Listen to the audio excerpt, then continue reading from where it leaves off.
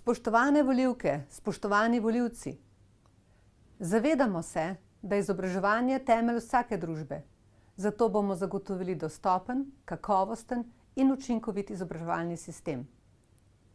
Razbremenili bomo družine in omogočili javne ali zasebne vrtce s koncesijo v podjetjih, kamor bodo zaposleni starši lahko prednostno vključili svoje otroke ter zagotovili brezplačne učbenike in delovne zvezke v papirni ali elektronski obliki.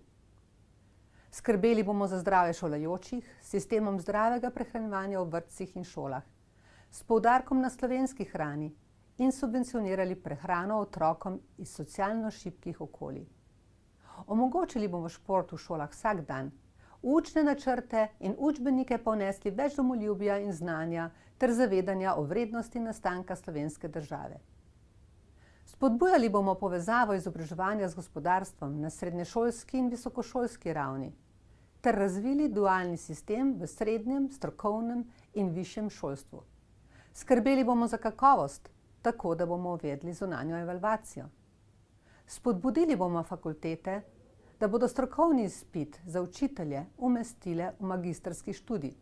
Spodbujali bomo mednarodno izmenjavo dijakov, študentov in učiteljev ter uvedli možnost zaposlitve uveljavljenih tujih strokovnjakov, pritegnili Slovence, ki so na tujih univerzah, predvsem pa omogočili delo vrhunsko izobraženim mladim, da bodo ustvarjali v domovini.